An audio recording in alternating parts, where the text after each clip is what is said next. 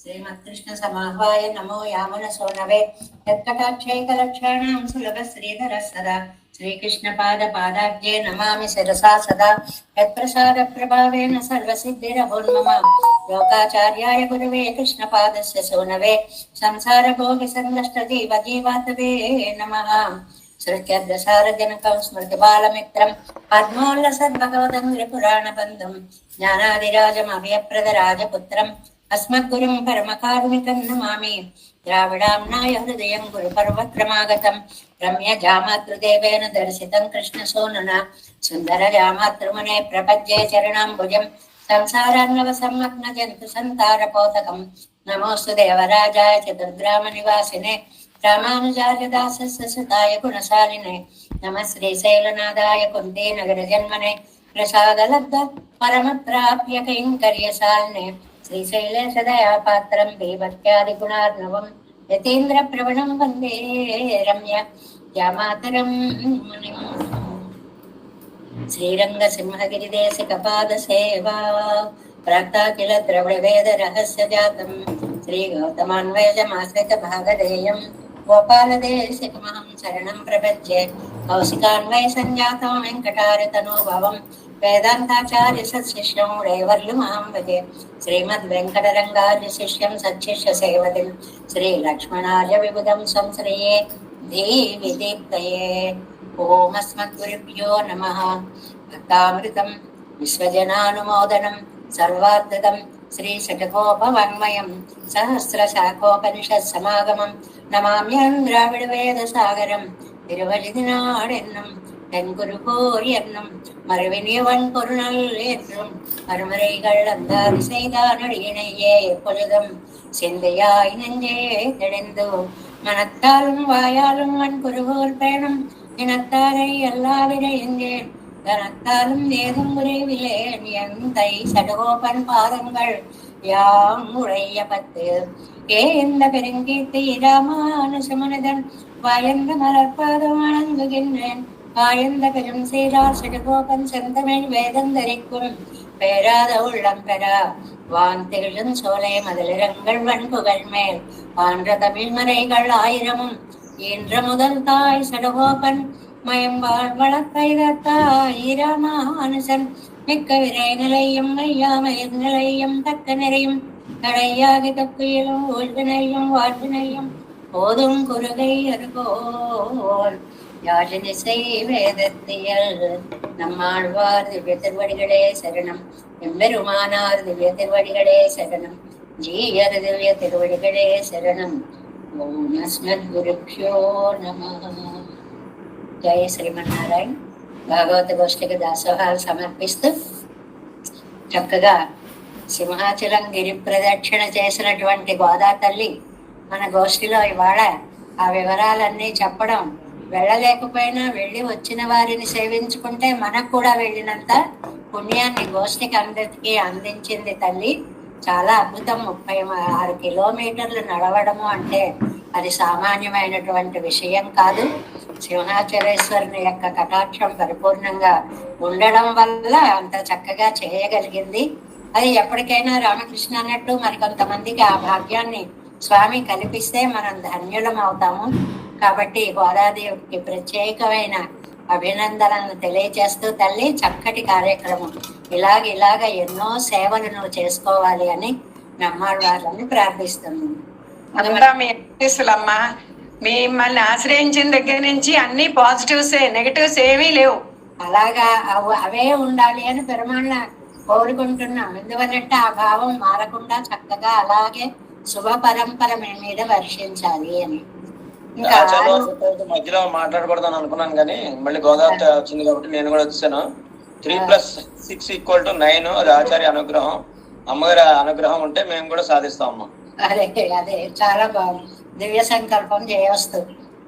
6వ పదిలో 8వ తిరువాయిమొഴി పొన్నులకు వాడేరు. చాలా అందమైనటువంటి దౌత్యం అని చెప్పుకున్నాం.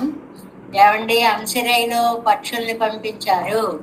అవును, ఆయన చేసిన అపరాధాలని క్షమించే గుణం ఉన్నవాడు అని గుర్తు చేయమని పంపించాము. అక్కడ అపరాధ సహత్వం అనే గుణాన్ని గుర్తు చేయడం అంశరయ్యనే దౌత్య ప్రేక్షణ. అలా కాదండి, వైగల్లోనండి అందులో దీక్ష, ఆర్తులని రక్షిస్తాను అనే దీక్ష కలవాడు కాబట్టి తండ్రి నన్ను రక్షించకపోతే ఎలాగా అనేటువంటిది.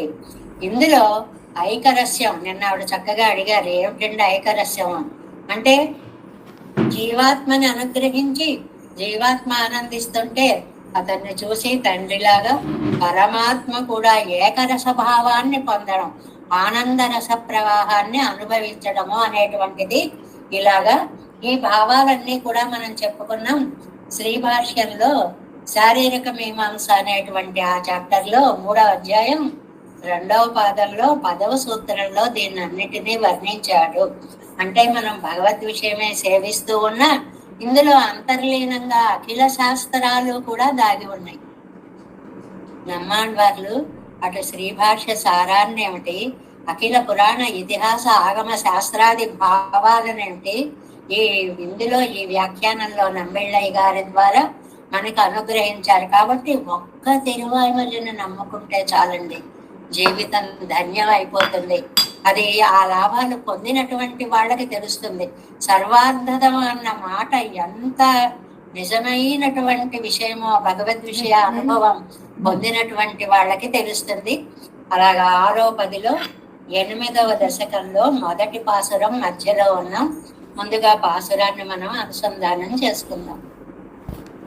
పొన్వులను వాళీరో పువ్వని మురుదు ఆళీరో நன்னல புள்ளினங்கள் வினையாட்டியே நான் இறந்தேன். முன் உலகங்கள் எல்லாம் படைத்த முகில் வண்ணன் கண்ணன் என்னலம் கொண்ட பிராந்தனுக்கு என் நிலைமை உரைத்தே. ఇందులో ఉయిరి పదం ఏంటంటే ఎన్ నిలైమై ఉరైతే, నా దశని చెప్పండి. చెప్పేసి ఆయన్ని తీసుకురండి అని అనలేదు, చెప్పండి. చెప్తే ఏం చేయాలో ఆయనే నిర్ణయించుకుంటాడు అనేటువంటి విషయాన్ని ఇందులో ఈ పాసురంలో చెప్తున్నారు. 7 వ్యాఖ్యానంలో మనం 263వ పేజీ చివరి పదంలోకి, చివరి వాక్యంలోకి ప్రవేశించాము. తూదుపోనారదు పరమపదం అదుడయ్యారదు లీలా విభూతి పువని మురుదాళీరో. Next page first line. ఉద్దేశ్యమాన நிஜ விபூதியை கொடுத்தவள் త్యాజ్యమాన లీలా విభూతిயை கொடுப்பான் అన్నెల్. ఇక్కడ చక్కటి మనం వేసుకోవలసిన ప్రశ్నలన్నీ కూడా చిన్న చిన్న ప్రశ్నలను వారే పూర్వపక్షంగా వేసుకుని సమాధానాన్ని చెప్పడం ఒక సంప్రదాయంగా మనకు అందిస్తున్నారు వ్యాఖ్యానంలో. ఏంటంటే ముందుగా పరమపదాన్ని పరిపాలించండి అన్నారు, ఆ తర్వాత భూమిని పాలించండి అన్నారు. అంటే అదేమిటండి, ఏకంగా పరమపదమే ఇచ్చినప్పుడు మళ్ళీ భూమిని పరిపాలించండి అని పక్షులకి ఉభయ విభూతి నాయకత్వాన్ని ఇవ్వడంలో అర్థం ఏమిటి అంటే, ఇన్నది కొడుకోం ఎన్నరియామల్ కలంగి పన్ను కలంగినారు ఇప్పుడే సైదార్గల్ అపరావర్తినాం యాచ యాచ భూమి ప్రదాయినాం ఎన్ను సన్నార్గల్. అది అంటే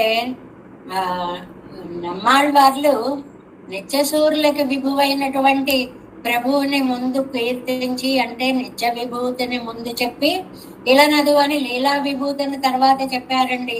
అంటే నిన్న ఒక ఉదాహరణ చెప్పుకున్నాం. అక్కరే ఆ ఒడ్డు అని సంసారాన్ని అన్నారు, ఇక్కరే ఈ ఒడ్డు అని చెప్పి నిత్య విభూతిని అన్నారు. మనకి దగ్గరున్నది కదా ఇక్కరై అంటాము. అంటే నమ్మాళ్వార్లు ఎప్పుడూ నిత్య విభూతిలో ఉన్న అనుభూతినే పొందుతున్నారు, అదే ఆయనకి చాలా దగ్గరగా ఉంది అనేటువంటిది. ఒకసారి అక్కడికి వెళ్ళిన తర్వాత ఇంకా లీలా విభూతిని మనం తలుచుకోవడము అనేటువంటిది ఉండదు అని నిన్న మనం చెప్పుకున్నాం. హిరణ్యంబ యాగతిరి యజ్ఞశీలానాం ఆహితాగ్నే చ యాగతికి అపరావర్తినాం యాంచ యాచ భూమి ప్రదాయినిం మయాత్మ సమనుజ్ఞాత గచ్చకాలో కారణోత్తమం. ఒక అందమైనటువంటి శ్లోకాన్ని, రామాయణ శ్లోకాన్ని మనకి, అంటే మనకి నిత్య విభూతి కదా కావాలా, అది ఇస్తే చాలు కదా, వదిలేయవలసినటువంటి లీలా విభూతిని కూడా ఇవ్వడం ఎందుకు అని అంటే, ఆవేళ రామచంద్రుడు కూడా జటాయువుకి లోకాలని అన్నిటినీ కూడా ఇస్తూ ఏమన్నాడు, యాగతిరి యజ్ఞశీలానం. మామూలుగా జటాయువుకు మోక్షం ఇస్తానంటే భూమి మీద దానం చేసే భూదానం మొదలైన దానాలు చేసే వాళ్ళు ఏ లోకాలకు పెడతారో అవి కూడా ఇస్తాను అన్నాడు. అవెందుకండి, మోక్షాన్నే ఇస్తున్నారు కదా, మళ్ళీ ఇక్కడ ఉండేటువంటి దాన్ని ఎందుకండి చెప్తారు అని అంటే, నీకు ఏది కావాలంటే ఏది ఇష్టమో తీసుకో, ఇది కావాలా అది కావాలా అది కావాలా ఇది కావాలా అని సర్వస్వ ఆధిపత్యాన్ని చెప్పడం ఇందులో పరమార్థము అని. అలాగే ఇంకో సందర్భంలో కూడా అపరావర్తినాం యాంచ యాచ భూమి ప్రధానం சொன்னார் కదా, ప్రీతి అళవు పట్టిరిక్కిలిరే తెడిందెరిప్పదు, హిరణ్యం వా సువర్ణం వా రత్నాన్ని వివిధాని వా రాజ్యం వా త్రిశిలోకేషు నైతదర్హసి భాషితం ఎన్నో కలంగినాడిదే. అంతేకాదు, రావణుడి యొక్క వధ అయిపోయిన తర్వాత అమ్మ ఇలా రావణుడు నశించాడు అని హనుమ వచ్చి చెప్తే అప్పుడు సీతమ్మ అన్నటువంటి ఒక అందమైనటువంటి ఈ రకమైనటువంటి భావం కలిగిన శ్లోకాన్ని కూడా చెప్తున్నారు. ఏమని, నాయన నువ్వు ఇంత శుభవార్త చెప్పినందుకు నీకు హిరణ్యం వా సువర్ణం వా రత్నాన్ని విగదాని వా రాజ్యం వా త్రిశిలోకేశం. ఈ లోకంలో ఉండేటువంటి హిరణ్యమైన బంగారమైన అందులో క్యారెట్లను బట్టి వాటి కాంతుల్ని బట్టి ఆ పేర్లు అది ఇచ్చేటువంటి ఫలితాన్ని బట్టి హీ రా హితము రక్షణ ఇలాంటిది శబ్దాలు చెప్పేది హిరణ్యమని, సువర్ణం చక్కగా ప్రకాశించేది సువర్ణమని, ఆ పదాలకి ఒకే బంగారమైన రకరకాల పేర్లు రావడానికి కలిగిన ఆ వ్యుత్పత్తి అర్థాలని కూడా చెప్తూ మనకి రాజ్యం వా త్రిశిలోకేషు అంటే 3 లోకాలు చెప్పి ఆ 3 లోకాలలో ఉన్న రాజ్యం కదండి రాజ్యం అంటే. ఎందుకండి మళ్ళీ అది ఎత్తి చెప్పడం అంటే ఒక స్పష్టత అన్నమాట. ఇగో ఇది కావాలా ఇది కావాలా, మొత్తం అన్ని ఇచ్చేయమంటావా, లేదు ఇదే కావాలంటావా, ఇలా ఎంత సహజంగా మాట్లాడుకుంటామో అంత సహజమైనటువంటి సంభాషణ అని చెప్పడం కనమాట. అందువల్ల నాయిక కూడా పొన్నులగాళీరో ఊరుకోలేదు, పువ్వని ముళ్ళుగాళీరో ఏంటి మోక్షం ఇమ్మంటావా, లేదు ఈ లోకాలనే ఇమ్మంటావా అని అంటోంది అని. నన్నలప్పుల్ నిలంగాళ్ అవనిలి ముంగళకు ఉండాన నిర్మయిల్ ఏత్తం ఇరుంద పడియన్. ఇవేమో మంచి స్నేహం కలిగినటువంటి పక్షులు. పక్షుల్లో కూడా ఇన్ని భావాలు ఉంటాయి అంటే ఎన్నో భావాలు ఉంటాయండి. వాటికి ఎన్ని ప్రకటనలు ఉంటాయండి. ప్రేమ వచ్చినప్పుడు ఎలా ప్రవర్తిస్తాయి, కోపం వచ్చినప్పుడు ఎలా ప్రవర్తిస్తాయి. ఇవి స్నేహాన్ని ప్రదర్శించేటువంటి పక్షులు. ఉంగళ్ పడి ఇరుందపడి కండేనకు సర్వసత్తయ్యం వెనక్కు తందు పోదు పొంబడియా ఇరుందదే. ఈ ఉభయ విభూతులు మాకెందుకు అని అంటే, దౌత్యం పంపడానికి నువ్వు మాకు లొంగి ఉన్నావు కాబట్టి, అంత సులభంగా దొరికావు కాబట్టి అవనకు గుడంగిలి ఎత్తం ఆశ్రయత్తాలే ఎన్నెరుందో అంటే ఆ ప్రేమ ఉంది కాబట్టి, ఆ స్వామి యొక్క గుణాలు అలాంటివే కాబట్టి ఆ గుణాలకి వన్నె తెచ్చేలాగా ఈ పక్షుల యొక్క ప్రేమ అంటే అంత ప్రేమగా, నాయనా నన్ను పంపిస్తున్నావా, నేను వెళ్ళాలా అని బాధపడుతూ వెళ్లే పక్షులు కావు. ప్రేమని ప్రకటిస్తూ వెళ్ళమంటావా అని అడిగి మరీ వెళ్ళేటువంటిది. అదుంగళ్ పక్కలిలే ఆగాదే గంగిరాళ్ అంటే, అయ్యో మీ ప్రేమని నేను అర్థం చేసుకోలేక అది ఇస్తాను ఇది ఇస్తాను అంటున్నాను, ఇది మీకు కావాలా అంటే మీకేం కావాలి. ఉంగళ్ నీర్మయ్యరియాదే, నేను మీ యొక్క ప్రేమని అర్థం చేసుకోలేక ఎల్లాన్ ఉంగళ్ ఎల్లాన్ సెల్లానయ్యాలే అత్తయ్యకుడు ఇత్తయ్యకళ్ళు ఎందడిందేదిరే. ఇదిగో అది కావాలా ఇది కావాలా మీకు ఇస్తాను అని అంటున్నాను. ఎంత మాట్లాడుకున్నట్టుగా రాశారో చూడండి. Next page first line. குணாஸ்வயேவ சோபனாயன்னும் அவனும் புறம்பானான் உங்களை பார்க்க உங்கள் கருத்துக்கு தோரருவும் தாடிப்பூ மிரேயம்பிராம் வெள்ளைய முதனாறு. గుణాస్వయేవ శోభన, గుణాలు నిన్నాశ్రయించడం వల్ల శోభించాయి అంటారు రామచంద్రుడి గురించి. అంటే అలాంటి స్వామి దూరమైనా కూడా మీరు నా మీద ఇంత ప్రేమను చూపిస్తున్నారే. ఇవి కొన్ని రామాయణంలోవి కొన్ని భారతంలోవి మనకు ఉదాహరణలు ఇస్తూ ఉంటారండి. உங்களுக்கு நான் சிலம் செய்தேனோ వెరుమంగళ్ నిర్మయ్యాలేసేది అతనే ఇరే. నేనన్నా మీకు స్పెషల్ గా చేశాను, మీ సౌలభ్యం ఇదంతా. నేను పంపిస్తే వెళ్ళాలనుకోవడం మీకు నా యందు ఉండేటువంటి స్నేహ లక్షణం. నన్నల పుళ్ళినంగాళ్ అటగియ నిర్మయుడయ్య పుళ్ళినంగాళ్. చూడ్డానికి ఎంత అందంగా ఉన్నారో, గుణాలు కూడా అంత అందంగా ఉన్నాయి మీవి. ఈ ఒక్క వాక్యం సమాజానికి ఒక చెంపదెబ్బ లాంటి ఉపదేశాన్ని ఇస్తుంది. ఏంటి, రూపం బాగుంటే సరిపోదు, లోపల ఆత్మగుణాలు బాగుండాలి. ఆత్మగుణాలు బాగుంటే రూపం ఎలా ఉన్నా అది అందంగానే కనిపిస్తుంది. ఎంత మంచి అర్థాన్ని చెప్పారో చూడండి. ഇരുവരുமான சேர்த்தியம் வழிய வேறு முன்றை தருவோ என்னோ సిరితిరిందన అర్ధదుష్టమయా ప్రాప్త దేవరాజ్యాదయో గుణాః అత శత్రుం విజయనం రామం పశ్యామి సుస్థితం అని. అంటే ఆ గుణాలన్నీ ఎక్కడ రావణ విజయం అయిన తర్వాత రాముణ్ణి చూసి సీత అన్నటువంటి శ్లోకం అండి ఇది. ఏంటంటే శత్రువులను చంపేసి విజయాన్ని పొందిన తర్వాత విజయనం రామం పశ్యామి సుస్థితం. అలాంటి చక్కగా విరాజమానుడైన స్వామిని నేను సందర్శిస్తున్నాను అని సీత అన్నటువంటి మాట అన్నమాట. పెరుమాళ్ விஜயகளாய் கொண்டிருக்க பார்த்தர அவர்களுக்கு దేవరాజ్యాది నన్మైగుడు తన్నడయ్యే వందదిరే. అంటే ఒక మనిషి యొక్క వైలక్షణ్యాన్ని బట్టి గుణాలన్నీ వచ్చి ఆశ్రయిస్తాయి. రామచంద్రుడు అంత గొప్పవాడు కాబట్టే సకల గుణాలు ఆయన్ని ఆశ్రయించి అమ్మయ్య మనం ధన్యులమయ్యాము. లోకంలో మనకి చెప్తుంటారని కొంతమందికి కొన్ని బిరుదులు ఇస్తూ ఉంటారు. ఆ బిరుదులు వాళ్ళ జ్ఞానానికి ఏమాత్రం కొలమానం కావు.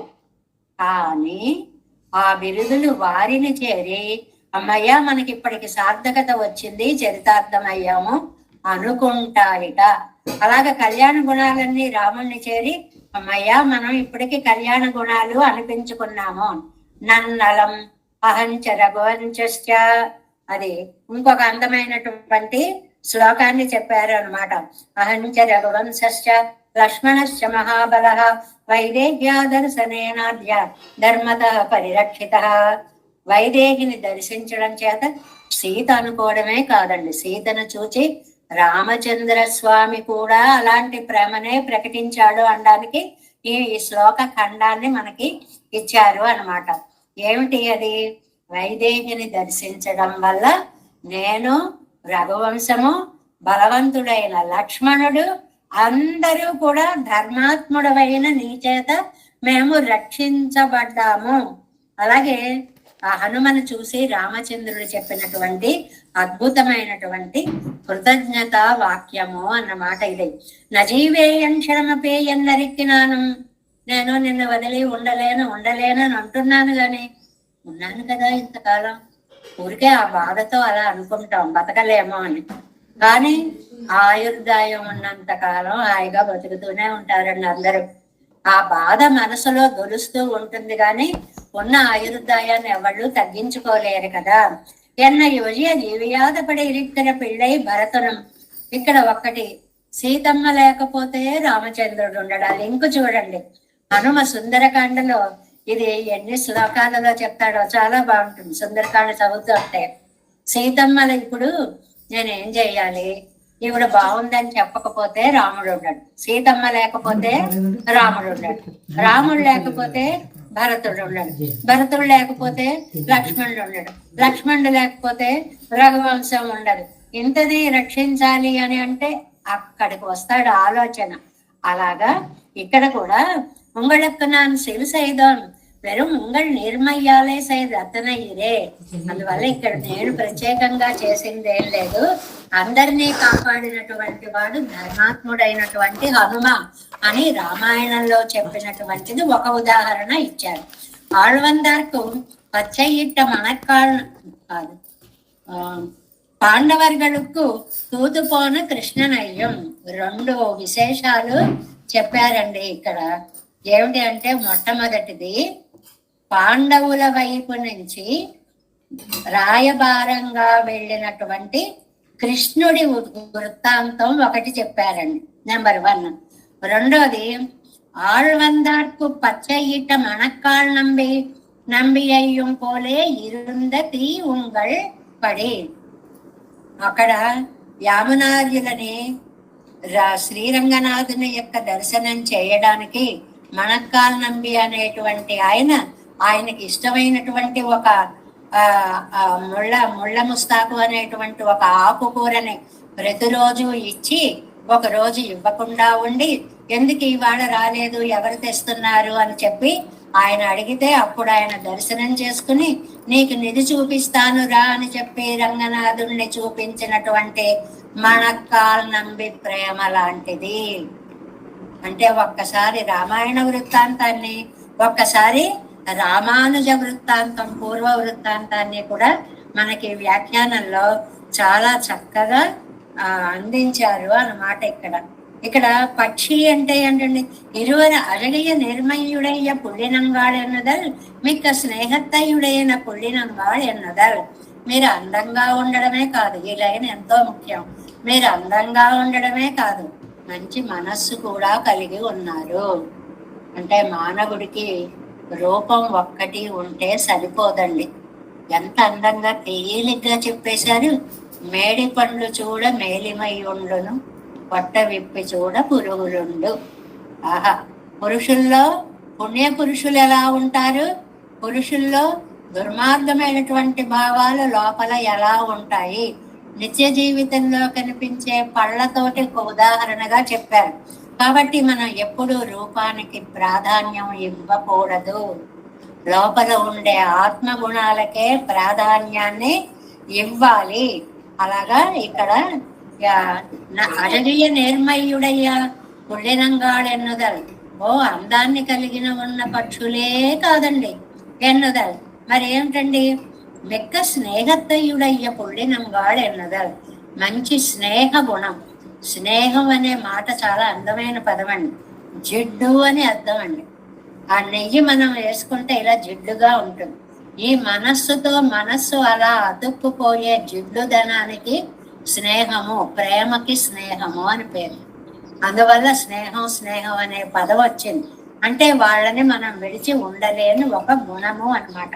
ഇരുവരുമാണ് சேர்த்து ஒழிய வேறு மன்றைத்தருவோ என்ன சிறை தெரிந்தன అర్ధదశ్చ మయా ప్రాప్త దేవరాజ్యాదయో గుణాః అతశత్రుం విజయనం రామం పశ్యామి సుస్థితం. అప్పుడు సీత అన్నటువంటి మాట అన్నమాట. ఏమిటి, శత్రువులని చంపిన తర్వాత ఎంత హాయిగా ఉన్న రామచంద్రుణ్ణి నేను చూశానయ్యా అని ఆ శ్లోక ఖండాన్ని ఇక్కడిస్తూ, பெருமாள் விஜயகளாய் கொண்டிருக்க பார்க்கறவர்களுக்கு அவர்களுக்கு దేవరాజ్యాది నన్మైகள் తన్నడయ్యే వందదిరే. మిగిలినవన్నీ వచ్చి ఆశ్రయిస్తాయి. ఒక మంచి చేశారు అంటే లోకంలో ఎన్నో మంచులు ఆ వ్యక్తిని ఆశ్రయిస్తాయి. ఇది చాలా అద్భుతమైనటువంటి సత్యం. మంచి దానంతట అదే వచ్చి, శుభాలన్నీ వాటంతట అవే వచ్చి ఆ వ్యక్తిని ఆశ్రయిస్తాయి. ఎవరిని? మంచి చేసిన వారిని. అది ఎన్నై ఒలియ జీవియాదపడి ఇరెక్కిన పిళ్ళై భరతనం. రామచంద్రుని విడిచి భరతుడు ఉండలేడు. ఇరువరెక్కలు జీవన హేతువాన పిళ్ళయ్యం. వాళ్ళిద్దరూ ఉండాలంటే లక్ష్మణుడు ఒకళ్ళతో ఇలా అనుబంధాన్ని పెంచుకుంటూ పోయి, వైదేహ్యా ఇవ ఎల్లాం తగుమెంగైక్కాగా ధర్మ పరిరక్షితాః. అంటే ఆవిడ వైదేహి అనే పదాన్ని ఇక్కడ మనకి చెప్పారు. వైదేహి అంటే దేహం యందు ఏమాత్రమో భ్రాంతి లేనటువంటి జనక వంశంలో పుట్టినటువంటి అమ్మాయి. అంత త్యాగమూర్తి, అంత అనుష్ఠానమూర్తి, అంత వైరాగ్యమూర్తి అని చెప్పడం అన్నమాట. ధర్మతః పరిరక్షితాః. నీ செய்ததற்கு ప్రత్యుపకారం பண்ணலாமா? హనుమా, నువ్వు చేసిన ఉపకారానికి నీకేమన్నా తిరిగి ఉపకారం చేయగలమా? మరి వెరుమరనాగయ్యాలే సైదాయత్తనే. నువ్వు గొప్ప ధార్మికుడువయ్యా, నీ ధర్మాన్ని నువ్వు నిర్వర్తించావు. ఉనకెన్ను సైగయం నిన్ను కాలతత్వముள்ளదనయ్యం ఉழைக்கும்படியிరే నీ செய்தது. ఈ కాలం ఉన్నంత కాలం కూడా తీర్చుకోలేనంత రుణగ్రస్తులని చేశావు నువ్వు మమ్మల్ని. అంటే పుళ్ళు, ఉనకెన్ సైగన్, పుళ్ళు என் நேர்மையில் ஏத்தம் உடைய உங்களுக்கு గమన సాధనమాన పక్షపాతం ఉండాగ పెరువదే. ఇందులో ఒక పదాన్ని తీసుకున్నారండి, పక్షులు అన్నారు. పక్షి అంటే రెక్కలు కలది అని అర్థం. అది ఉభాభ్యామేవ పక్షాభ్యాం అంటారు కదండి. రెండు రెక్కలు ఉంటే అది ఆకాశంలో ఎగురుతుంది. మన సంప్రదాయంలో ఎక్కడ పక్షి వచ్చినా మనకి ఆచార్యుడు అని మనం చాలా సార్లు చెప్పుకున్నాం. మరి ఈ పక్షికి ఏ రెక్కలు ఉంటాయండి? జ్ఞానము, అనుష్ఠానము. ఇవి రెండే ఆచార్యులు అనేటువంటి పక్షికి ఉన్నటువంటి రెక్కలు. మనం లోకంలో చూస్తున్నామండి, ప్రతి వాళ్ళు గురువులు ఎవరండి? జ్ఞానం ఉండాలి, జ్ఞానాన్ని ఆచరణలో పెట్టి ఉంచాలి. ఇవి రెండు ఉంటేనే నిజమైన గురువు అనిపించుకుంటాడు. ఆహా నాకే తెలుసు, ఏమిటి మీకు చెప్పేది? ఈ అహంకారం ఉన్న చోట గురు శబ్దం వర్తించదండి. ఎంత గొప్పవాళ్ళైనా సరే వాళ్ళకి జ్ఞానం ఉండడంతో పాటు మాట బాగుండి ఈ జ్ఞానాన్ని లోకానికి అందించేటువంటి హృదయం ఉన్నవారికే గురు శబ్దం సరిపోతుంది. నంబిళ్ళయ్య గారు ఎంత స్పష్టంగానో చెప్పారు. ఏమిటంటే గమన సాధనమైన రెక్కలు గల పక్షి అన్నారు. ఏమిటి గమన సాధనాలు? జ్ఞానము, అనుష్ఠానము. జీవితాన్ని నడపడానికి విషయం తెలుసుకోవాలి, తెలుసుకున్న దాన్ని మనం అనుష్ఠానం చేయాలి. ఈ పక్షులకి ఒక పని ఉందండి. ఏమిటి అది? పక్షపాతం ఉండాగా పెరువదే. దూరంగా ఉన్నటువంటి వాళ్ళని కలిపేటువంటి ఒక పక్షి సందేశాలు చాలా ఉన్నాయి కదండి. పూర్వకాలంలో పక్షుల కాళ్ళకి దారాలతో చీటీలు కట్టేస్తే అవి ఎక్కడికి వెళ్ళాలో అక్కడికి వెళ్ళి అలా అలవాటు చేసేవారు. అక్కడికి వెళ్ళి ఆ ఉత్తరాలు ఇవ్వడము అనేటువంటిది అదే మూలంగా ఉండేది. తర్వాత ఎందువల్ల? పిరందారై చేర్కై తిరియక్కుక్కళిన్ కార్యం. విడిపోయిన వారిని కలపడమే కదా పక్షులకి చేయవలసిన పని. ఇరిక్కిరాళ్. Next page. ఇరిక్కిరాళ్ రామావతారத்தில் వాసనయ్యాలే. అది ఈ పక్షులు గుంపులుగా ఉన్నాయి. రామావతారంలో అక్కడ ఏం జరిగిందండి? హనుమని ఆచార్యుణ్ణి పక్షిగా చెప్పారు. అందువల్లే సుందరకాండలో మొట్టమొదటి శ్లోకాన్ని ఆచార్యపరంగా మన సంప్రదాయం అద్భుతంగా వర్ణించిందండి. తతో రావణ నీతాయాః సీతాయాః శత్రుఘర్షణః ఇయేష పదమన్వేష్టం చారణాచరితే పది. చారణులందరూ సంచరించేటువంటి మార్గంలో ఆచార్యుడు అనేటువంటి హనుమ అనేటువంటి పక్షి రావణుడు తీసుకెళ్లిన జీవాత్మ తత్వాన్ని పెరుమాళ్ళైన రామతత్వంతో కూర్చడం కోసమని శత్రువులన్నిటినీ దూరం చేసి, అక్కడ శత్రువులంటే రాక్షసులు, ఇక్కడ శత్రువులంటే అరిషడ్ వర్గాలు, కామక్రోధ లోభమోహ మదమాశ్చర్యాలు, వీటన్నిటినీ కూడా దూరం చేసినటువంటి విషయాన్ని ఇక్కడ మనము చెప్పుకోవాలి కదా అనేటువంటి విషయాన్ని చెప్తూ, ఇనంగాళ్ 1, 2 కాదండి, అవి కూడా గుంపులుగా ఉన్నాయి. ఎందుకండి? అందులో గొప్పతనం ఏముందండి? గోష్ఠి అనేటువంటిది చాలా విశిష్టమైనటువంటిది. మనం ఒక స్వామిని సేవించుకోవడం వేరండి, చాలా మంది గోష్ఠిగా వస్తుంటే మనం వీడియోల్లో వాటిల్లో చూస్తుంటాం. రోజు వెళ్ళకపోయినా లేదు, శ్రీరంగాది దివ్యక్షేత్రాలలో ఆ స్వాములు, ఆ సేవాకాలాలు, అది కన్నొక్కి నియన కన్ను, ఆహాహా, కళ్ళకి నేత్రాలకి పర్వంగా ఏమి గోష్టండి అన్నట్లుగా నకశ్చిన్నాపరాజ్యతి ఎన్నారం కూడా ఉండాయరిక్కరపడి. ఆ గోష్ఠిలో ఉండేటువంటి వైలక్షణ్యం ఏంటంటే, సీతమ్మ తల్లిలాగా ఈ పక్షులు కూడా అండి, తప్పు చేయని వాళ్ళు ఎవరయ్యా అని మన వైపు పురుషకారాన్ని, మనని పరమాత్మని చేరడానికి మన వైపు తమ యొక్క రాయబారాన్ని నిర్వహించేటువంటి పురుషకారభూతమైన పక్షులు. ఇనంగాళ్ ఉడలమునిరం కూడా కిడక్కపెరువదే అగ్రతస్తే గమిష్యామి ఎన్నో మొన్నడప్పారం కూడా ఇరుక్క పెద్దపడి. ఇనంగాళ్, ఈ ఇనంగాళ్ళంగంలో నీకంటే ముందు నేను నడుస్తాను అని సీతమ్మ రాముడిని అడవులకి తీసుకెళ్ళమని కోరినప్పుడు, నీకంటే ముందు నేను నడుస్తాను.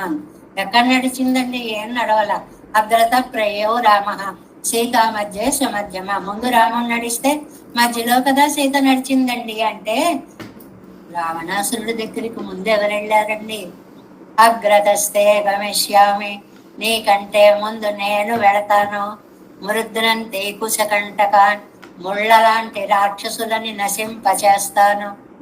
ఎంత అర్థంగా రాశారండి వాల్మీకి భగవానులు అద్భుతమైనటువంటి శ్లోకాలని. ఇనంగాళ్, గుంపులు గుంపులుగా అంటే ఒక్కటి కాదు, గుంపు అనగానే ఒక బలం 10 రెట్లు అయ్యేటువంటిది. జనాలు 10 మంది ఉంటే ఎంత ఆనందంగా, ఎంత విశ్వాసాన్ని, ఎంత సంతృప్తిని పొందగలుగుతామో అలా రాయబారం చేసేటువంటి పక్షుల యొక్క గుంపులు. ఒకళ్ళు కాకపోతే ఒకళ్ళైనా ఏంటండి రక్షించనంటారు అని అమ్మ అడిగినట్లుగా అడగడానికి ఆ వీలైనటువంటి మనస్తత్వం కలిగినటువంటి పక్షులు. ఇనంగాళ్ దిచ్చు సర్వాస్మార్గంతే ఎన్నం, எல்லா దిక్కులం పోగ విడలాంబడి తిరడవిరిక్కిరపడి ఎన్నం.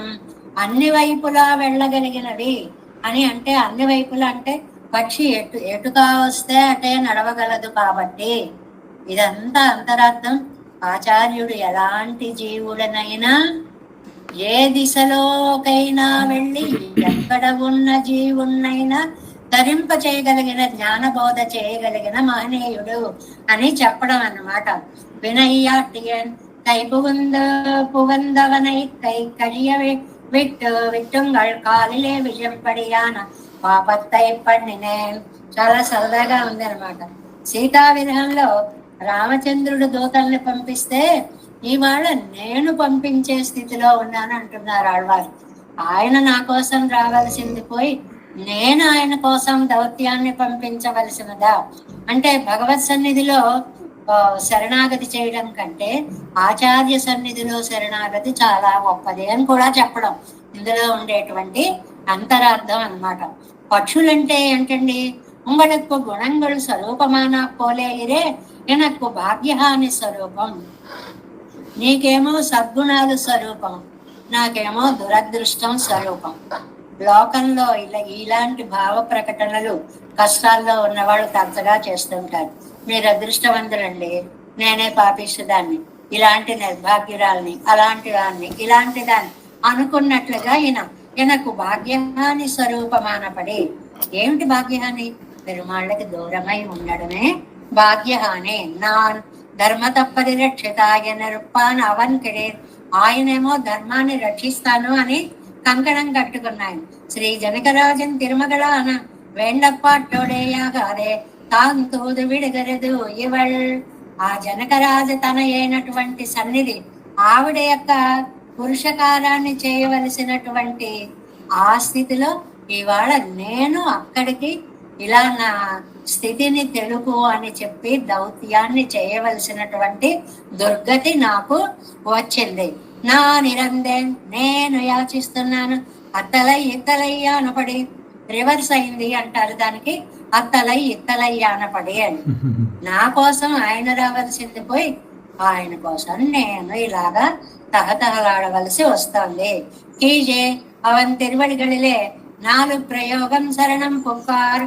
ఇంతకు ముందు 4 సార్లు శరణాగతి చేశారు. ఎక్కడెక్కడ శరణాగతి చేశారో మనం పూర్వం చెప్పుకుంటూ వచ్చాం కదా. ఒక్కొక్క శరణాగతికి ఒక్కొక్క విశిష్టార్థాన్ని చెప్పుకున్నాం. భగవత్ క్షమత్వాన్ని అపరాధ క్షమత్వాన్ని గుర్తు చేయడం ఒకసారి, ఆర్తిని పోగొట్టడము అనేటువంటిది ఒకసారి ఇలా చెప్పుకున్నాం కదా. ఇప్పోదు తదీయర్ పక్కలిలే ప్రపత్తి పండుగిరారు. ఇప్పుడు భగవత్ భక్తుల, ఇందాకటిదేమో భగవంతుడి సన్నిధిలో శరణాగతి, ఇప్పుడు భాగవతోత్తముల సన్నిధిలో శరణాగతి. పక్షులు అంటే భాగవతోత్తములు అని అర్థం. ఇందులో ఇదే చాలా ముఖ్యమైనటువంటి భావం. భగవంతుణ్ణి చేయడం కంటే కూడా భాగవతోత్తముల శరణాగతి మనకి వెంటనే ఫలిస్తుంది అనేటువంటి. అది తప్పిలం మీద తప్పాదిగే. భగవంతుడైనా కనికరించకపోవచ్చు కానీ ఆచార్యుడు భాగవతోత్తములు కనికరించకపోవడము అనేటువంటిది ఉండదు. అది చాలా అందమైనటువంటి సిద్ధాంత స్థాపన. ఇదకు వేరు విలక్కడి ఇల్లయ్యే ప్రార్థనామతీరే శరణాగతియాగరదు. ఒక స్టేట్మెంట్ అన్నమాట ఇది. శరణాగతి అంటే ఏమిటండి?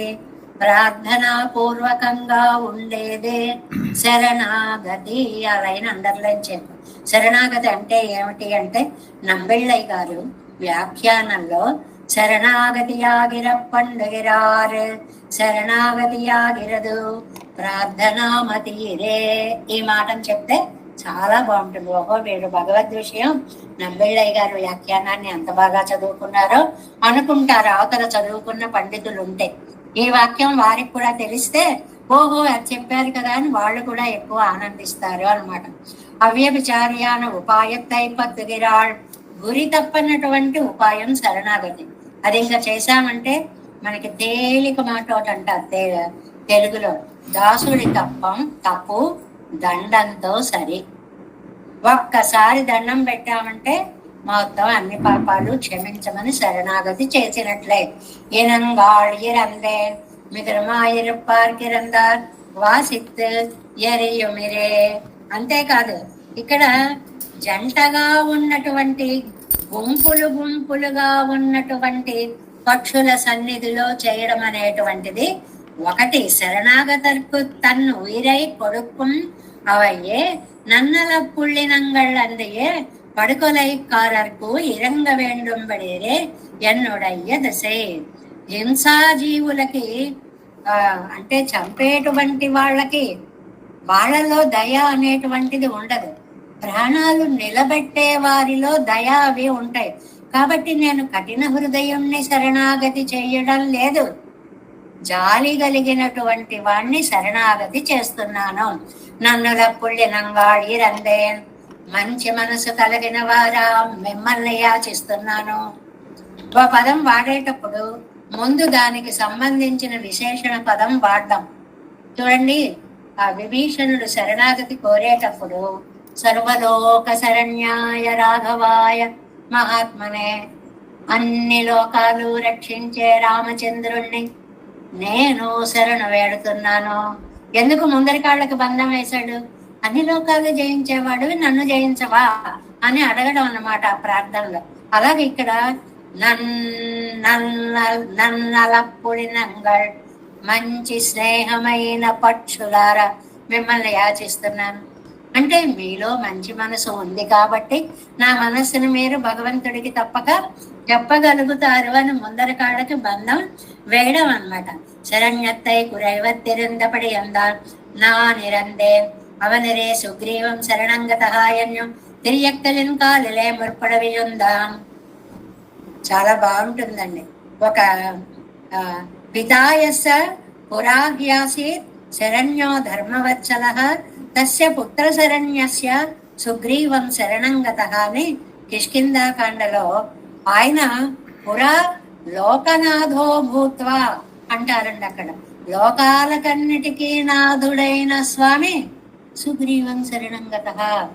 ఒక వానర రాజుని శరణు వేడాడా, లోకాలని రక్షించేటువంటి ఆయన ఒక వానరం కాళ్ళు పట్టుకున్నాడా అంటే శరణాగతి యొక్క వైభవం ఎంత గొప్పదో చెప్పారు అన్నట్లుగా ఇక్కడ కూడా తిరియక్కిన కాళ్ళే ముర్పడ విజుందాం, ఒక పక్షి కాళ్ళ మీద నేను పడుతున్నాను. పిన్మిరే ఇవర్ తదా కురు దయామయి, అందువల్ల నువ్వు నా మీద యథాతం పురుష వ్యాఘ్రం గాత్రై శోకా వికర్షితై సంస్పృశేయం సకామాహం తదా కురు దయామయి. ఇది సుందరకాండే హనుమంతం ప్రతి సీత అన్నమాట. అంటే ఆ హనుమంతుడితోటి సీత అన్నటువంటి మాట ఏమని, అలాంటి మహానుభావుడైన రాముడిని ఆలింగనం చేసుకునేటువంటి అవకాశాన్ని నేను బతికుంటే కదా నాకు లభిస్తుంది, దానిని నువ్వు కలిగిస్తున్నావు అని చెప్పి యాచించినట్లుగా அவர்கள் பண்டிகர ఉపకారం అడవు పట్టిరెక్కలేరే సదృశమాగవన్ను తేడి కొడెక్కలావదు. నువ్వు చేసినటువంటి ఉపకారానికి ఎంత వెతికినా సమానమైన ప్రత్యుపకారం ఈ లోకంలో కనిపించడం లేదు. అక్కడ రామచంద్రుడు కూడా అలాగే అంటాడండి హనుమతోటి, హనుమ నేను నీకేం ఇవ్వగలనయ్యా, అందువల్ల నా పరిష్వంగం ఇస్తున్నాను, నా కౌగిలిని నీకు ఇస్తున్నాను అని. అది ఎన్ని కోట్లకు విలువ కట్టగలిగినటువంటి అదృష్టమో కదా అని చెప్పినట్లుగా కృష్ణాం వా పృథివీం దద్యా నతుల్యం కదంచన, మొత్తం లోకాలన్నిటినీ కూడా నీకు దానం చేసిన నీ రుణం నేను తీర్చుకోలేను. செய்தது போராது என்னுமிதுவே நெஞ்சில் பட்டு கிடப்பது தஸ்மை நத்ருஹ்யேத் என்னும் அளவில் நிற்கும் అదెంద్రే కృతమస్య జానన్. చాలా అందమైనటువంటి మాటలు అన్నమాట. ఏంటంటే భారతంలో ఇంకో ఉదాహరణ కూడా ఇచ్చారనమాట. ఒక భగవజ్ఞానాన్ని మనకి ఇక్కడ మంచి సంప్రదాయార్థాన్ని గురువు యొక్క వైశిష్ట్యాన్ని చెప్పారు అని కింద వ్యాఖ్యానంలో ఇచ్చారండి. ఆచార్య ద్రోహ అభావమే పోరాదు ఉపకార స్మృతియం వేణుం ఎన్నపడి. ఇక్కడ ఒక శ్లోకం ఉంది చూడండి. యస్మాత్ ధర్మానాచినోతి సా ఆచార్య తస్మై నద్రుహ్యేత్ కదాచన సహి విద్యాస్తస్తం జనయతి తత్శ్రేష్టం జన్మ ఇది ఆపస్తంభ ధర్మే. ఆచార్యుడికి ఏమిచ్చినా రుణం తీర్చుకోలేము. ఇది ఆపస్తంభ ధర్మాలలో సూత్రము. ఎంత గొప్ప విషయాన్ని చెప్పారండి. ఆస్తృణాద్యవితదేన కర్ణావ దుఃఖం కుర్వన్ అమృతం సంప్రచయం తం మన్యేత పితరం మాతరం చ తస్మై గృహ్యేత్ కృతమస్య జానన్ ఇది ఉద్యోగ పర్వణి ధృతరాష్ట్రం ప్రతి సనత్ సుజాత. అదే భారతంలో ధృతరాష్ట్రుడితోటి సనత్ సుజాతుడు వచ్చి అప్పుడప్పుడు ఆ ధృతరాష్ట్రుడి యొక్క సందేహాలు తీర్చి అతని దుఃఖాన్ని పోగొట్టే ప్రయత్నం చేస్తూ ఉంటాడండి. ఆచార్యుడు మన కర్ణమూలంలో అద్భుతమైనటువంటి మంత్రాన్ని ఉపదేశించి మనకి అనిష్టాలన్నీ పోగొట్టి ఇష్టాలన్నీ కలిగిస్తాడే, అలాంటి ఆచార్యుణ్ణి నువ్వు ఎలా చూడాలి అని అంటే ఈ శ్లోకంలో ఏమంటారంటే ఆచార్యస్తస్మై నృహ్యత్ కదాచన సహి విద్యాతస్తం జనయతి తశ్రేష్టం జన్మ అంద తం మన్యేత పితరం మాతరంచ. తల్లిలాగా తండ్రిలాగా గురువు గారిని చూసుకోవాలి. ఇది చాలా అద్భుతమైన సందేశం. మనందరికీ మనం మన ఆచార్యులని తల్లిదండ్రులలాగా భావించాలి. మనం ఎక్కడైనా లోకంలో ఎవరినైనా మన హృదయం ఆవిష్కరించలేకపోవచ్చు ఏ సన్నిధిలోనైనా, కానీ అమ్మ దగ్గర చెప్తాం, నాన్న దగ్గర చెప్పుకుంటాం. ఆ రెండు మించినటువంటి భగవత్ సన్నిధి ఆయనే తల్లి తండ్రి కాబట్టి అక్కడ చెప్పుకుంటాం. కాబట్టి ఆ హృదయంలో అంత పవిత్రమైనటువంటి స్థానం నీకు ఆచార్యుడి పట్ల ఉండాలి. తస్మై నద్రుహ్యేత్ ఎన్నుం అళవిల్ నిற்குமதன்றே కృతమస్య జానన్. కృతజ్ఞలమై ఉండాలి. మనం ఆ రుణం తీర్చుకోలేనిదని సర్వకాల సర్వావస్థలలో గుర్తెరిగి ఉండాలి. లేదండి 10 రూపాయలు ఇచ్చామండి, 100 ఇచ్చామండి, 1000 ఇచ్చామండి, ఈ డబ్బులు ఈ సుఖాలు ఇవేవి కూడా ఆ రుణాన్ని తీర్చేవి కాదు. ఎందువల్లంటే ఆ మంత్ర వ్యాఖ్యానం, ఆ వైభవం అంత మహత్తరమైనటువంటిది. దానిని గురువు నీకు అందిస్తున్నాడు కాబట్టి అనేటువంటిది ఓ అని చెప్పి అంగునెన్నం மீண்டாலிரே எதுதான் வேண்டுவது அவன் செய்து உபகாரத்தில் என்னும் மீண்டாలిరే ద్రోహ నిషేధం సొల్ల వేండువదు. ఈ పక్షులన్నీ కూడా ఏమండి ఇప్పుడు ఇదెల్లాం సొల్ల వేణుమో ఇదెల్లాం ఇవన్నీ చెప్పాలండి ఆచార్యుడికి. அவன் தான் வரும் స్వభావనాగిలెండ్రో నాంగళ్ అరివిప్పదెండ్రు. ఆయనకి తెలియదండి వచ్చి రక్షించాలని, మేము వెళ్ళి చెప్పాలండి. ఎన్ భాగ్యానియాలే ఇజందేని అత్తనైపోద్ది, అక్కర్లేదు. ఆచార్యుడికి అన్నీ తెలుసు. కానీ నేను దురదృష్టవంతుణ్ణి కాబట్టి అమ్మా వెళ్ళి చెప్పండి అని మిమ్మల్ని నేను యాచిస్తున్నాను. దీన్ని త్వరా అంటారు. ఆయన వచ్చేదాకా అసహనం భరించలేక అమ్మో ఎప్పటికి వస్తారో ఏంటో, వెళ్ళి చెప్పండి వెళ్ళి చెప్పండి వెళ్ళి చెప్పండి అని. అవన్ పడియై పార్తాల్ ఇழக்க వేణమో ఎంగిరార్ అంటే ఏమండి, మేము వెళితే ఫలితం ఉంటే ఈ పక్షులు అడిగాయి అనుకునే పూర్వపక్షం అన్నమాట. ఏమండి మేము వెళ్ళి చెప్తే లాభం ఉంటుందా, ఆయన అర్థం చేసుకుంటాడా, వెంటనే వస్తాడా అంటే, అయ్యయ్యో మీకు తెలియదరా స్వామి ఎంత దయా స్వభావం కలిగిన వాడో. మున్నులగం ఇత్యాది. Next page. అజిందవత్తయ్యడియే పిడిత్తాండాకుం అవన్ కిడేరే సమూలంగా బ్రతికించేటువంటి సామర్థ్యం కలిగినటువంటి స్వామి. అంటే ఆయన్ని ఒక్కసారి మనం యాచిస్తే చాలు మన్ని ఆయన రక్షించేటువంటి వాడు అనేటువంటిది. ఈ సందర్భంగా ఈ పక్షులు వ్యాఖ్యానంలో రామాయణంలో ఉన్న పక్షి కథ కూడా ఒకటి చెప్పారండి. 2 పక్షులు ఆనందంగా ఉంటే ఓ పక్షిని కొట్టేశాడు, ఆడపక్షిని. అది వలలో ఉంది, ఆ కింద వాడి చేతిలో ఉందన్నమాట. అది అంటోందనమాట, చూడు నీ చెట్టు కిందకు వచ్చాడు కాబట్టి వీడు శరణాగతుడు, నువ్వు కూడా వాడికి దొరికిపో. పక్షులు ఈ ధర్మం చెప్పడం ఏంటండి, ఇది రామచంద్రుడు కపోతోపాఖ్యానం అని రామాయణంలో చెప్పినటువంటి యుద్ధకాండలో ఉన్నటువంటి ఒక కథ అండి. అప్పుడు ఆ మగపక్షి కూడా వాడికి ఆహారం అయిపోయింది. ఒక పక్షికే ఇంత శరణాగతి తత్వం తెలిస్తే మరి నేను రక్షించద్దా అని విభీషణ శరణాగతి ఘట్టంలో రామచంద్ర స్వామి చెప్పినటువంటి మాటలను ఈ పక్షుల్ని తలుచుకున్న వాళ్ళకి, ఆ పక్షులకి అంత ఉదార హృదయమా, అలాంటి విశాల హృదయమా, అలాంటి శరణాగతి లక్షణమా అనేటువంటి దాన్ని చెప్తున్నాడు. ఆనాడు రాముడు ప్రార్థించి దౌత్యాన్ని పంపించాడు. ఇటు హనుమని కానీ సీత గాని ప్రార్థన తోడైంది. ఇక్కడ కాదు తలక్రిందులు పక్షులని ఆళ్వార్లు యాచిస్తున్నారు అని. ఉభయ విభూతులు ఇస్తామన్నారు కదా, అన్ని ఇచ్చేటప్పుడు బై ఆర్డర్ నేను చెప్పానని చెప్పు అని చెప్పి పంపించచ్చు కదా. అన్ని ఇచ్చి కూడా అంతగా ప్రార్థించడం ఎందుకండి అని అంటే, మనం ఇచ్చేది వారు రుణం తీర్చుకోవడంలో 100 సహస్రాంశం కూడా కాదు అనేటువంటి విషయాన్ని ఇక్కడ స్పష్టంగా చెప్పారు అని వ్యాఖ్యానంలో చెప్పారు. అంతేకాదు జలస్థల విభాగం పారాదే బహుశ్యామ్యంగరి సంకల్ప జ్ఞానత్తాలే ఏర్కవేయత్తవయుండా కిణవన్ ఎంత దయా హృదయుడు మున్న ఉలగంగళెల్లాం పడైత్త ముగిల్ వண்ணం. ఎలాంటి ఆయనండి, ఎంత సమర్థుడండి ఆయన. లోకాలన్నీ సృష్టించినటువంటి వాడు.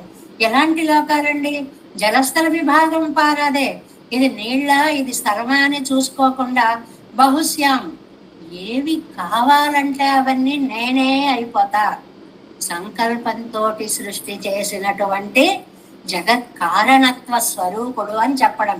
తన్ పేరాగా కొడుకు మవనెన్రుమా ముగిల్వണ്ണన్ కണ്ണన్ జగత్కారణత్వత్తుకు అవతారత్తు కళ్యాణ ఔదార్యాది గుణంగళై చొల్లికరదు.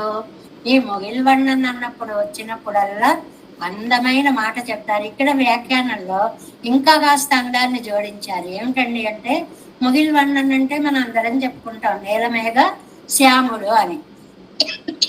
ఇక్కడ ఒక మాట అంటున్నారు, అప్రాకృత దివ్య సంస్థానతోడే వంద అవతరిత్తపడియై చొల్లిత్తాగౌమాయి. అది ఊరికే నీలమేఘ శ్యామున్ రూపంలో ఉంటే సరిపోదండి. మేఘం ఎలా వర్షించిందో అలా దయని వర్షించే గుణం కూడా లోపల ఉన్నవాడు.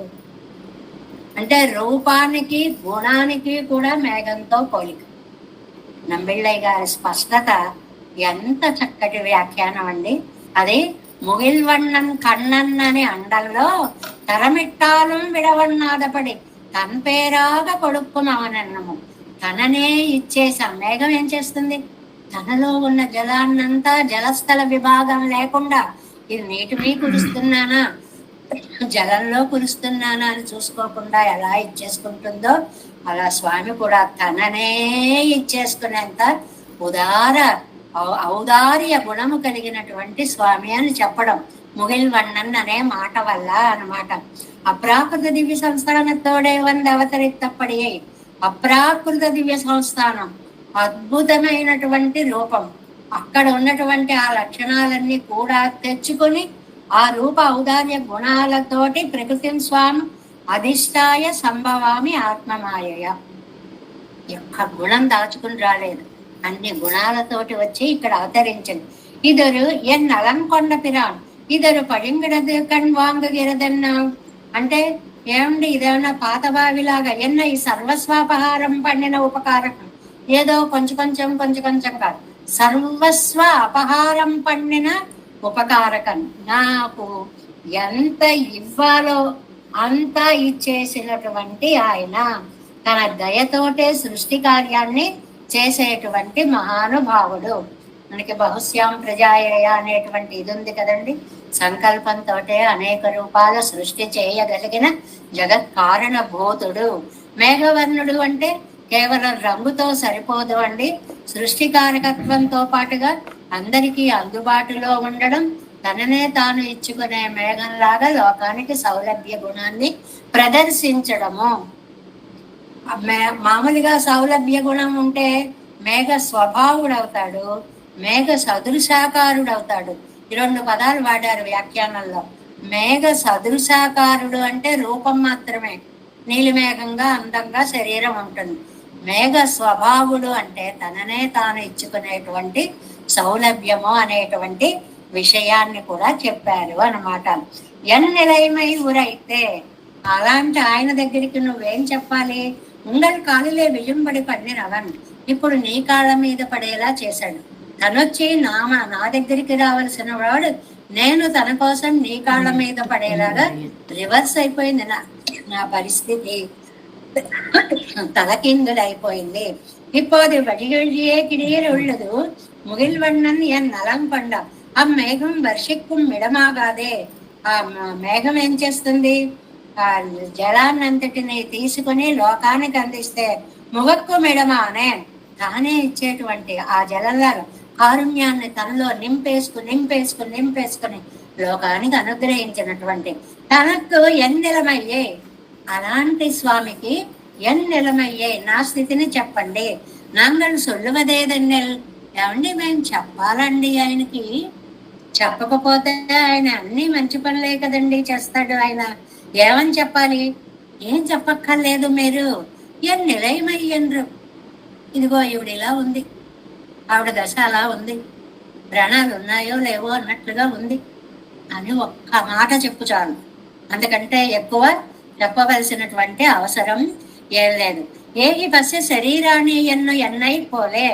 అలా చెప్పిన వాళ్ళు ఎవరైనా ఉన్నారంటే అసలు రామాయణం లేదే నమ్మిళ్ళై లేరు, నమ్మిళ్ళై లేదే రామాయణం లేదు.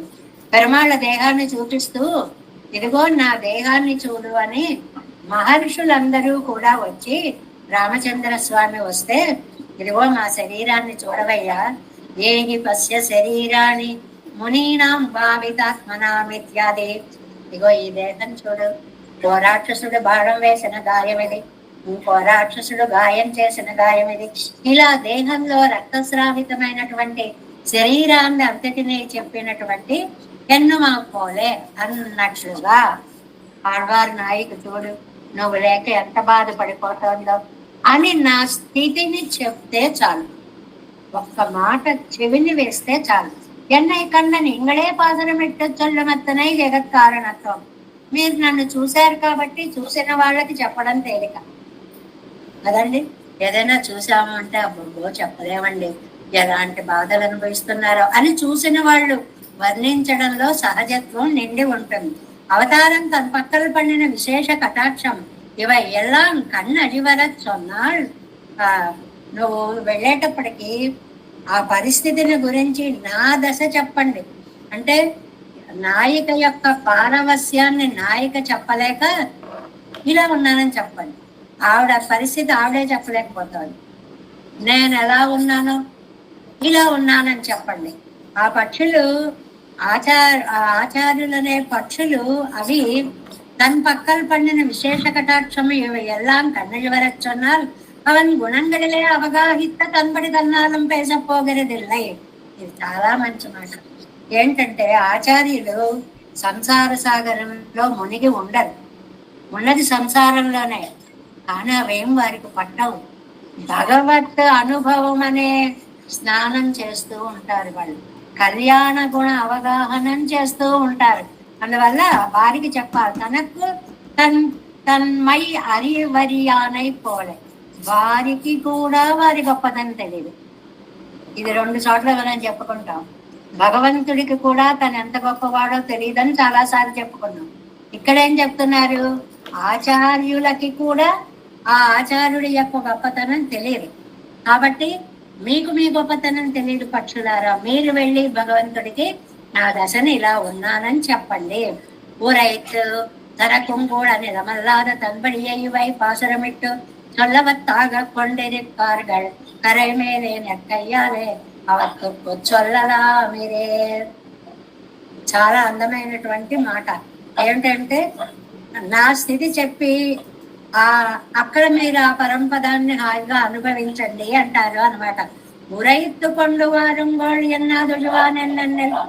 ఏమండి, ఆళ్వార్లు ఇలా ఉన్నారు కాబట్టి మీరు రండి అని తీసుకురావక్కర్లేదా? మీరు తీసుకురావక్కర్లా, చెప్తే చాలు. అంటే ఆళ్వారి నమ్మకం ఏంటి, ఇంత స్థితిలో ఉన్నానని వింటే చాలు, స్వామి ఆయనే పరుగు పెట్టుకొని వస్తాడు అనేటువంటి ఆర్తనాదం చెవిలో పడనంత వరకే అలా కుదురుగా ఉంటాడు. చెవిలో పడిందా పరుగులు పెట్టుకుంటూ వస్తాడు స్వామి అనేటువంటిది చెప్తున్నారు అన్నమాట. உரைத்துக்கொண்டு வாருங்கள் என்ன தொழுவானர்கள் ஈஸ்வர கிருதம் நமக்கு வரமో ఎన్నెరికయ్యాలే ఇవనకు పని కురయ్యై అరవిక్కయ్యరే అని. అంటే పట్టాభిపుడు రామచంద్ర స్వామికి అదే ఇక్కడ ఒక ఉదాహరణ కూడా ఇస్తారండి. ఇవనుకు పని కురయ్యై అరవిక్కయ్యరే మేలుள்ளదెల్లాం అవన్ పడియిరే. చెప్పడం వరకే మన కర్తవ్యం, ఏం చెయ్యాలో అది ఆయన చూసుకుంటాడు. ఒక అందమైన భావాన్ని చెప్పారు ఇక్కడ. రోజు కూడా మనం కూడా స్వామి ఇది నా పరిస్థితి, ఇలా ఉన్నాను, నన్ను ఎలా రక్షిస్తావో నీ దయ, ఏం చెయ్యాలో ఆయన చేస్తాడు. అది మనం ఆయనకి చెప్పవలసినటువంటి అవసరం లేదు. అమ్మా పడిపోయానే అని తెలిస్తే చాలు, తల్లికి లేవదీయమే అని అనాలా? ఊరుకోవచ్చు, లేవదీయకుండా తల్లి ఉండగలదా? అలాంటి మనసు పెరుమాళ్ళది అని చెప్పడం. ఎన్నెలైమై ఉరైత్తు పొన్నెలగాడీరో, నా పరిస్థితి చెప్పండి. ఎందుకండి అంత నా పరిస్థితి చెప్పండి. ఆర్తనాదం కేళాదపడి పన్ని జీవికప్పారుంగోడు. నా పరిస్థితి చెవిలో పడనంత వరకే ఆయన హాయిగా అక్కడ ఉండగలుగుతాడు. ఒక్కసారి చెవిన పడిందా ఆయన అక్కడ ఉండలేడు. పరుగు పరుగున వచ్చి ఉద్దబడి వచ్చి గజరాజు నద్దవరాలే ఆర్తరక్షణ జనుడు నారాయణుడు అంటుందండి. మళ్ళా ఒక చోట పరుగు పెట్టుకుంటూ వచ్చి గజేంద్రుణ్ణి రక్షించినటువంటి స్వామి కదా. చక్రవర్తి పెరుమాళే ముడిసూట్ట పారిత పోదు. ఒక ఉదాహరణ చెప్పారండి.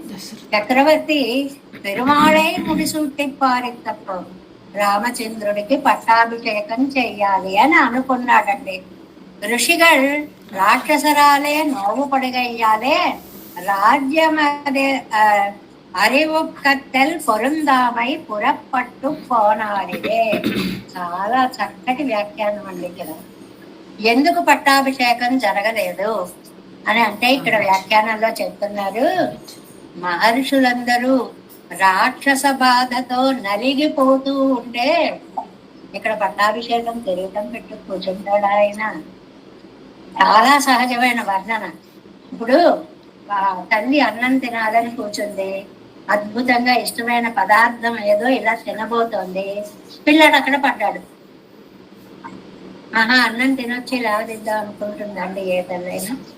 ఆ చేతిలో అక్కడ పాడేసి పరుగులు పెట్టుకుంటూ వెళ్ళి వాడిని లేవదీసి ఓదార్చే దుఃఖం తగ్గాక అప్పుడు వచ్చి కూర్చుంటుంది. తల్లి స్వభావం అది.